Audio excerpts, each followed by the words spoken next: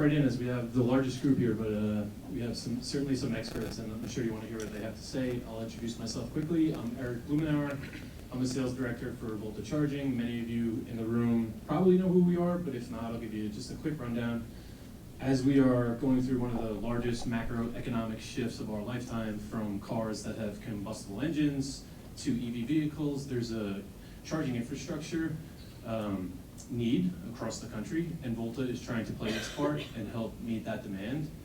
While doing so, we are building a powerful media network. Our charging stations are 7 feet tall with 55-inch digital screens, dual-sided, and they're located where people shop, eat, and play. And for all the CPG folks in the room, I'm sure you've either heard of us or saw them at some of the largest grocery store chains out there, steps away from the point of purchase. So happy to talk to you guys if you have questions or want to partner. So let's hop in. I guess you guys I'll give you an opportunity to each introduce yourself, and then we'll go from there.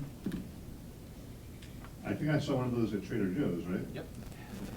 Hey everybody, I am Mark Yessin. I am Mars Wrigley. I was basically a senior product strategy lead on the media and marketing discipline. So what that means is we have our various media teams across the globe, and I'm focused in North America in terms of measurement and analytics and data as relates to how we measure everything we do from a media marketing standpoint, both shopper marketing, consumer promotion, and national brand media, and drive efficiencies and effectiveness through the power of data.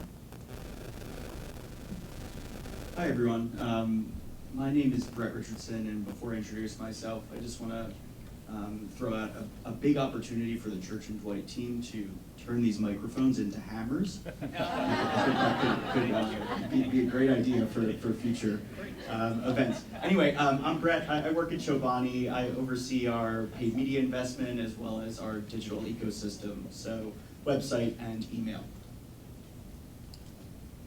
Hi everyone, I'm Michele McNamara. I am the Senior Director over OmniChannel and digital sales at Sales Strategy. I also lead Omni Enablement, which basically means I build capabilities to enable us in digital transformation and meeting the needs of shoppers across OmniChannel. For those of you who don't know what Newell is, we own brands like Rubbermaid, Sharpie, Calphalon, and a whole host of others. Hi everyone, thank you so much for the opportunity. Real pleasure to be with amazing marketers. My name is Delphine, I'm Chief Data Analytics Officer for Wavemaker North America. My remit goes from data strategy to measurement, advanced analytics and technology. My job is not a job, it's a passion, and that's why I love so much working with marketers to find to fix new problems. And this industry is changing so fast that we have to learn a lot, and I really like what you said this morning about learning. This is an amazing opportunity right now because the industry is moving faster than what we think. Great, let's hop right in. So I guess let's start at the foundation of collecting data and harnessing it in-house, both from an agency standpoint and on the brand side. Obviously each one probably has some similarities, but we'd love to hear uniquely how each one of your teams kind of collects data, analyzes it, and then kind of implements it to your successful marketing strategies. I want to start with you, Delphine. Yeah, I think that we don't have a data access issue right now. I think that that's probably the challenge we have. We have access to too many data sources to the point that it's very difficult to figure it out. So the way we need to think about getting access to the right insight is starting by understanding exactly what we are trying to uncover, making sure that we can identify the right data set that we want to use, and making sure that we also lean on certain foundations that we tend to forget, which is taxonomy and how we classify the data to make sure that then we can extract value from data. I think that that's a very important point. And I want to quote you, Barry, because you said something this morning that I really like. You said that things don't have to be researched to death, which is true.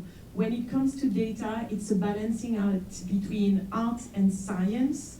And while the science needs to guide us, we also need to really think and use the way we understand consumers to make sure that we are making decisions to inform marketers. And I will agree with Robbie, it's definitely hard to go second. Just just to kind of build on that, though, I think one of the things for us at Newell that we're very fortunate is that we do have a number of direct-to-consumer sites. So we have some first-party data that helps us, as well as we have a multitude of different third-party data sources. But the one thing that I think, it is a balance of art and science, that you have to get comfortable with triangulating data sometimes. You don't have everything that you need, and you have to consider using alternative KPIs. So for example, in the digital and omni space, for us in consumer goods, not all of our retail partners partner with a third-party source. So there's not an NPD or an IRI to turn to, so we end up taking a look at some of our audience data, some of the demographics, understanding site traffic and other things, to complete our analysis and help us create a path forward. But like I said, it's like, be comfortable with triangulating the data sources and being able to build out the story to meet your objectives.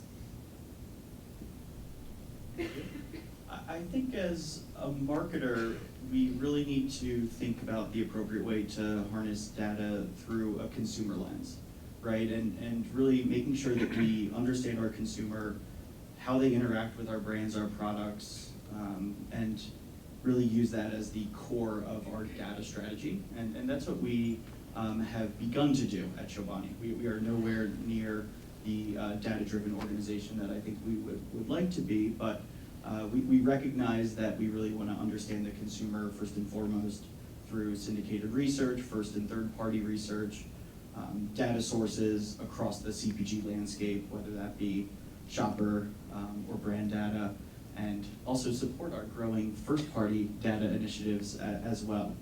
And so at Chobani, we've been really hard at work in trying to piece that together. I think the triangulation piece is definitely resonating with me as well, in the sense that there are times when we need to take a leap and perhaps use a proxy or again triangulate to get to a comfortable place in how we are collecting our data and utilizing it. But really happy to say that we've been able to use all of this wealth of data over the past couple of years to transition ourselves to being audience first and data driven in our marketing strategies and campaigns, manifesting in a bunch of different ways. I think very excitingly for us, the rise in retail data through our retail media partners and how to utilize that has been a really bright spot, as well as through some additional areas in the capturing of first-party data on our site.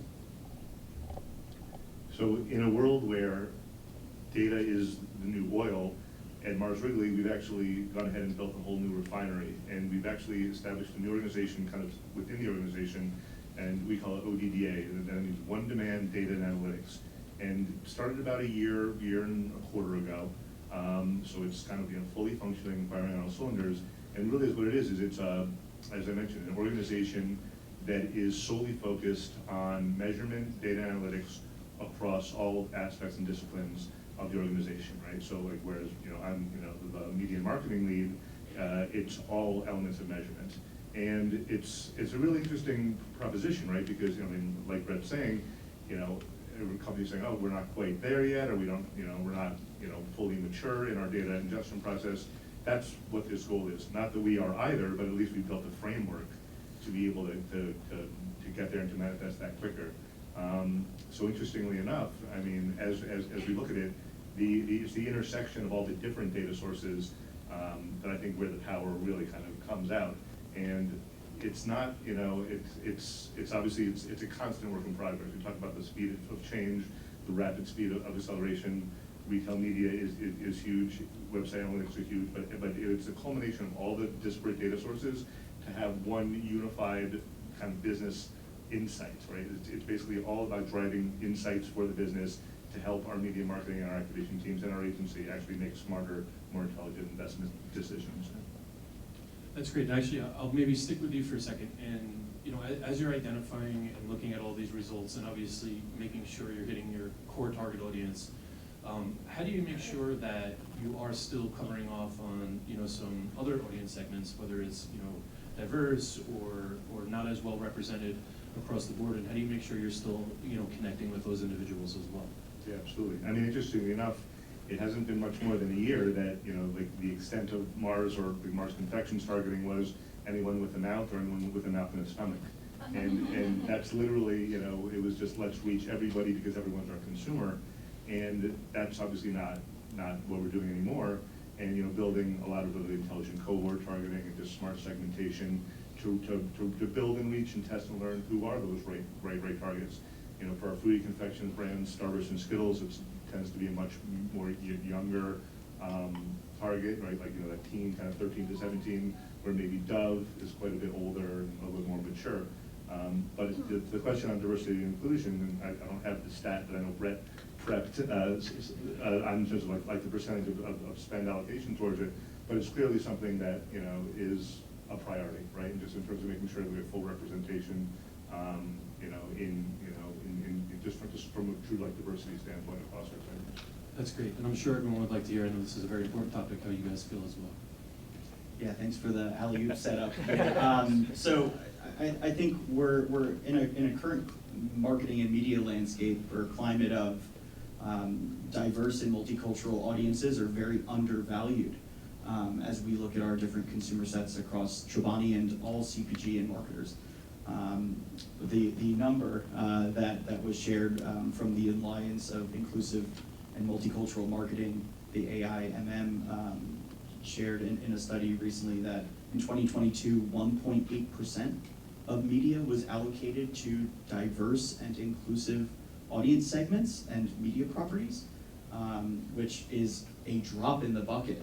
And again, it just points to a severe undervaluing of how to speak to your full consumer set as a marketer and ultimately represent and be equitable in how you're spending dollars. So at Chobani, we've recognized that we haven't done anything in the space. And I think for far too long, we're looking at maybe some of the bigger CPGs to be leading those decisions, and those decisions have yet to, I think, been fully reached. So we are currently at work with our Horizon Media Agency to address the issue, and we've been working through some of their internal teams and tools to ultimately look at our Chobani business data, our consumer data, and put together a targeting schematic and audience segmentation that actually allows us to look at what is undervalued across our different ethnic groups and diversity groups within our different categories that we play in. And we now have a game plan for how to spend against those, looking at both traditional, I'll say, or tried and true media partners that we have already been leveraging for a number of years, as well as new media properties that in many cases are owned by diverse ownership. And we're really excited to roll this out at the beginning of next year across a number of our different products, like our zero sugar yogurt.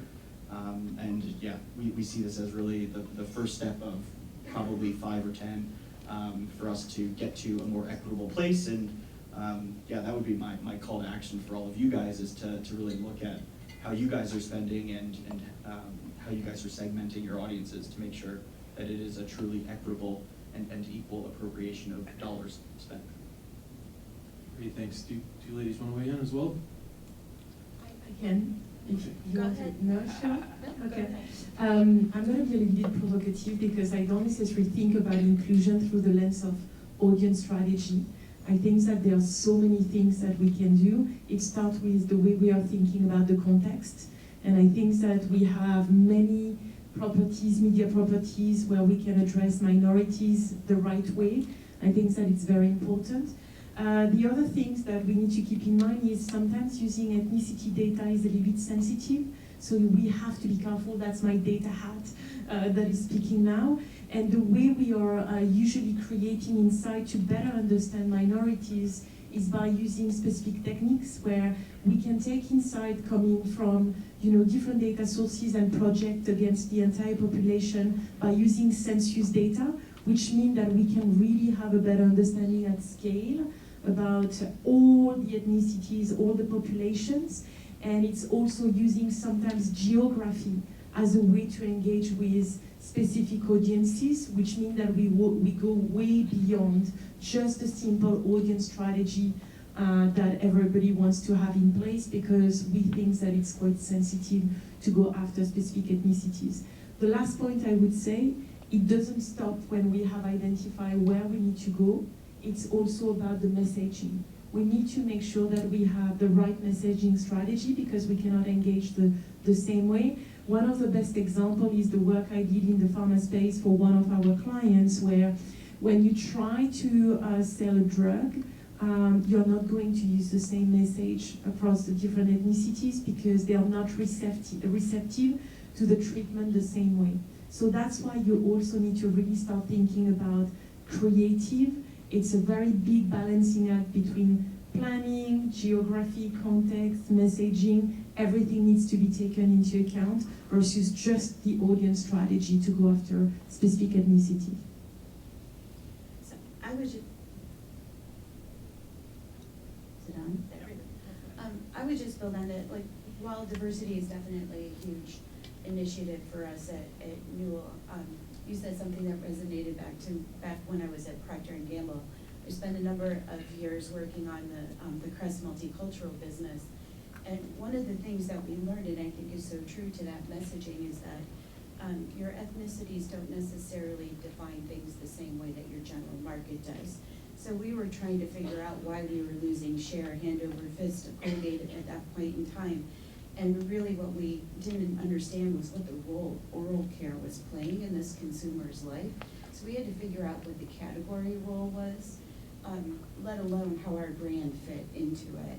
And what we really came to learn and understand was that the consumer was defining prevention differently than how we did. For most of us, we think of prevention as going to the dentist every 6 months. For that consumer, it was avoiding the dentist at all costs. So we had certain perceptions in our mind as to thinking what their value equation was, and we learned that they had totally defined it differently than what we thought.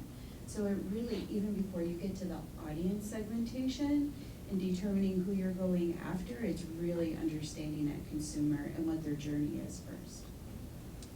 Very insightful and a lot of different approaches, but obviously very key factor across the board.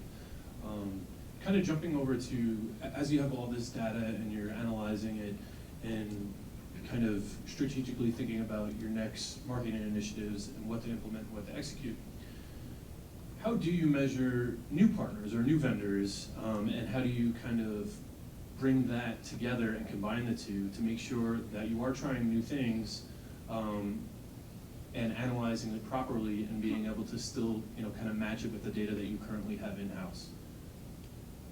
I can take that. We've taken a really lean-in approach to our media marketing mix modeling in a way that we've never done before. I spent many years at Reckitt prior to going to Mars, and there, essentially it was looking at, a Nielsen black box once a year output that basically was the Bible and the gospel that everyone basically just bowed down to and built all media plans based on.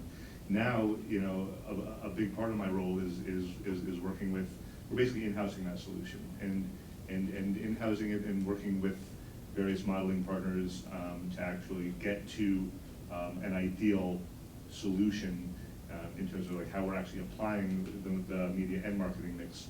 So both in terms of measurement around new vendors and new partners that either are test and learn partners or we haven't run with before, or just overall looking at it by channel, by brand, by segment, and by partner.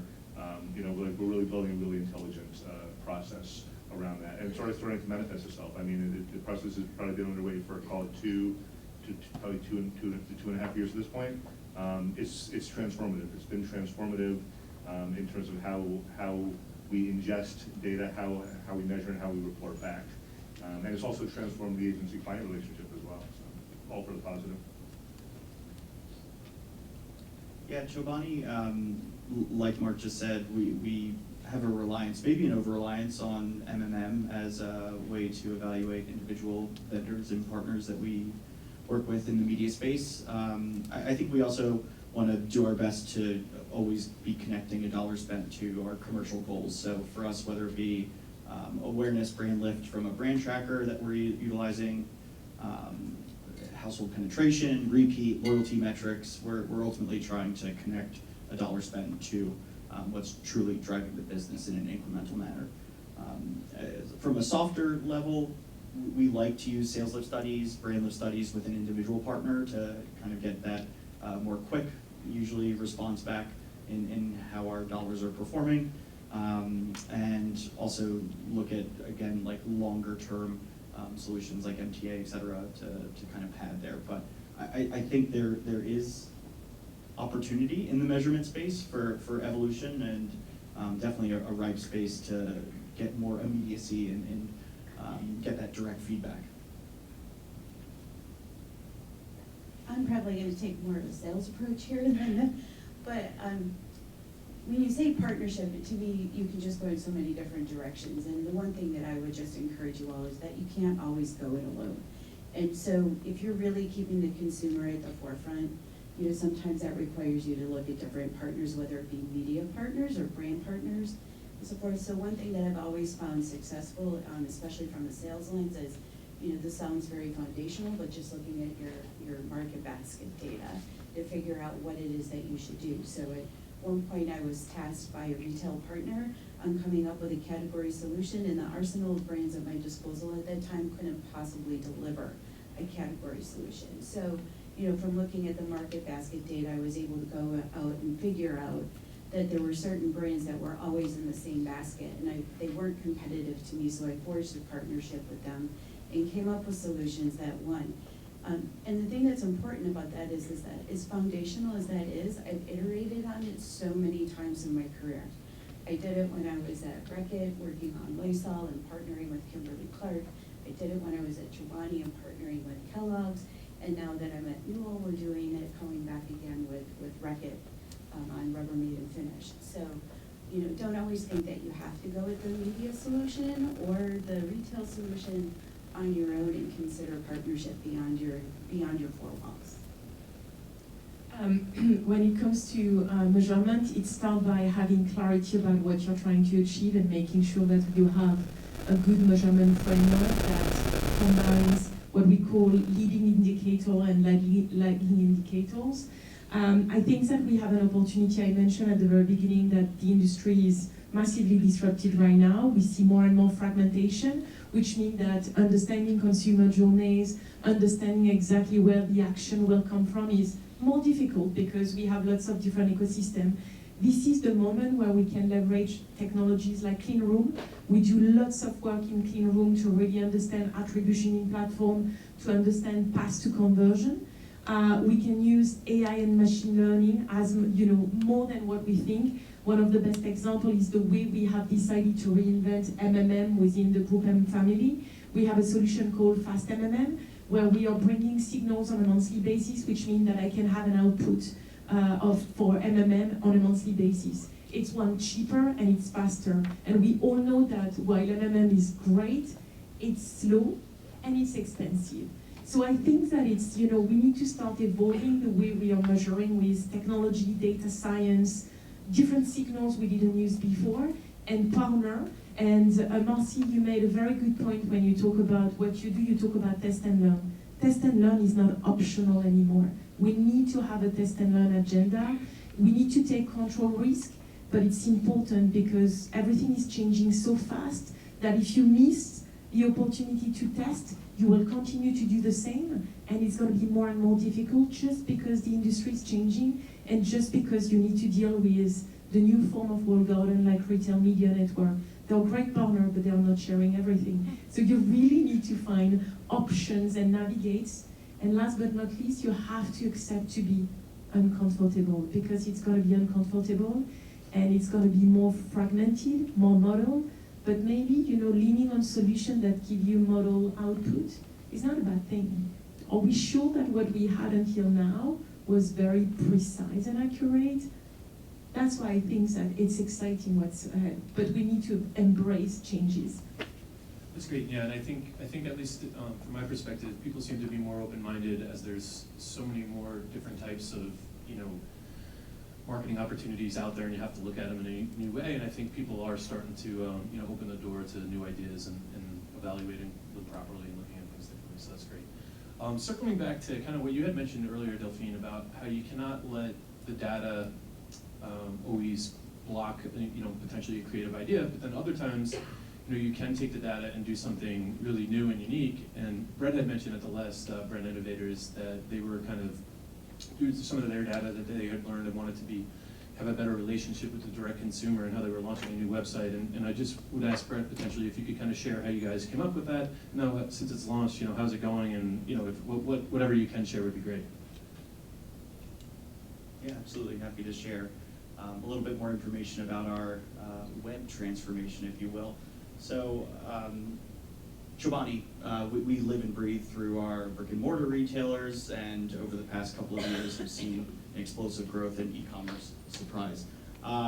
We within our categories over-index in the e-com sales space, which is really exciting, especially as we think about the data funnel that can help to support our decision making.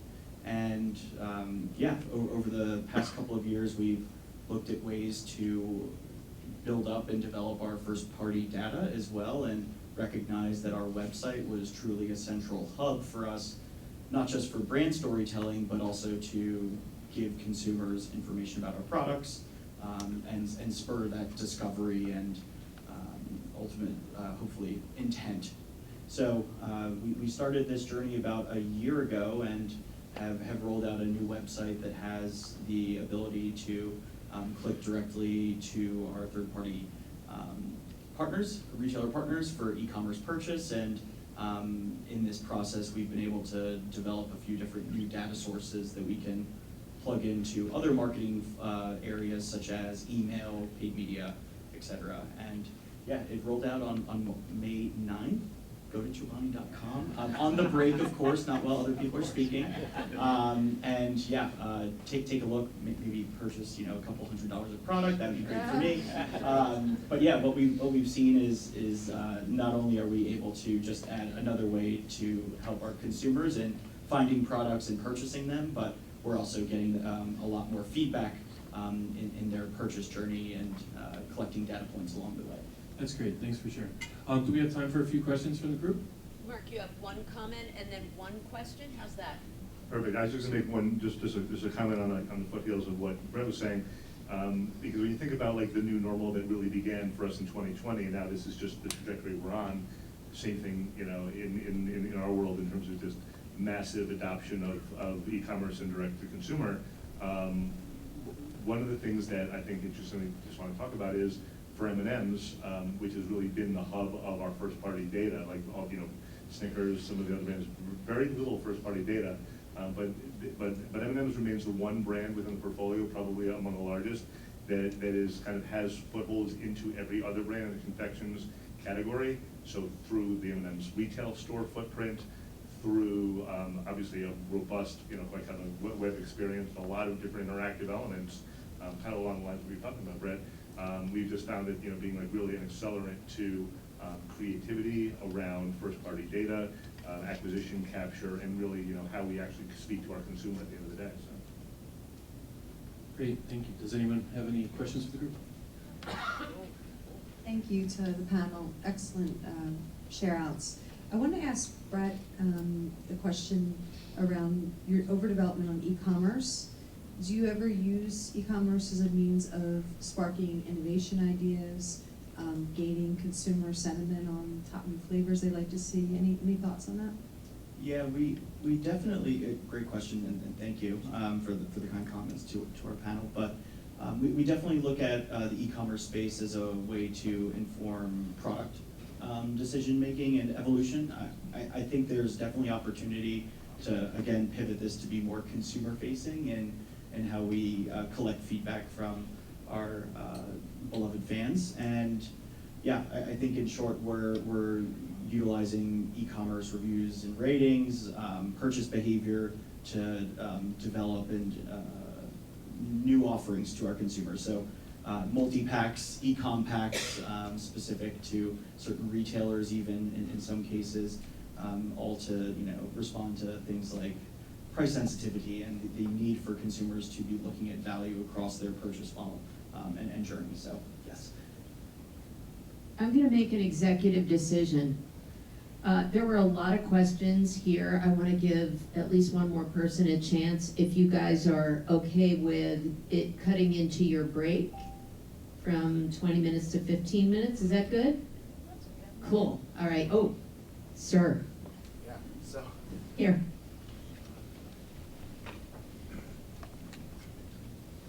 So one of the more ironic things about having so much data at our fingertips, and we always talk about how much we have and we have too much, one of the things that for us old marketers that's gone the other way is share of voice. So the ability to know what our competitors are spending in advertising has really become a challenge over the last 5 to 7 years.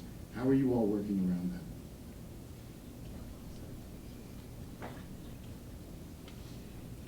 I think it's a very, very good data source that you need to continue using that. The challenge you will have is the normalization you probably need to do when you use different data sources to get competitive data, and you may have a misrepresentation of the digital spend. What we do internally for our clients when we build competitive dashboard, we reclassify because we want to make sure that it's a very good source of truth. We optimize on a quarterly basis, and we normalize because when you work for a company like Group M, you have the buying power because you work with a large range of clients, so we know how much we spend across all the different channels, and we can create a benchmark that we apply to normalize the data coming from competitive data set to make sure that we reclassify. But don't lose that, it's very important. I think it's misused and it's not used enough, probably because there is a significant amount of work that needs to be done to make sure that you extract the real value, but it's a very good directional information to understand the dynamic in the marketplace against your competition and to inform your decision in terms of spend. So please don't lose that because it's important, and we still use that a lot in our organization for many clients as well. Yeah, I love all of those points. I think what I would add is within CPG, retailer media spend is completely absent from many of the competitive data sources, and I think it gets us to a point where, to a certain degree, you need to just be confident in like what your brands are, what you stand for, and how to approach the marketplace. Yes, competitive data can influence time in market, potentially spend, but again, sometimes you just kind of need to trust yourself and rely on the other data sources available to make confident decisions and hopefully, obviously, see some success. So speaking about competitors, ironically enough, an earlier iteration of this panel actually had somebody from Hershey on it. And I was actually excited for that, and I told Brand Innovators, and they said, oh, we took them off the panel. I said, no, please keep it. It's a very healthy competition, right? I mean, talking about two kind of clear leaders in the space. But I think to your question, yes, there's a lot of absence of competitive spend data, accurate competitive understanding. But I think in our space, and again, this is probably just from more of a solo lens, we're not looking to necessarily one up, Hershey or Mondelez, what have you. Because we all coexist, and we all coexist peacefully, and we all have different strengths in the business and the outcomes. But I think from a competitive standpoint, it's about differentiation, right? And that's, I think, the way that we approach it. How do we differentiate our products, our brands, our services, our go-to-market strategy, so that it's unique, so that it's different, and so that it kind of highlights the uniqueness of what the brand has to offer. And again, from a data collection standpoint as well, ensuring that that all that's being kind of measured and fed back into the approach, so it becomes this kind of self-fulfilling prophecy.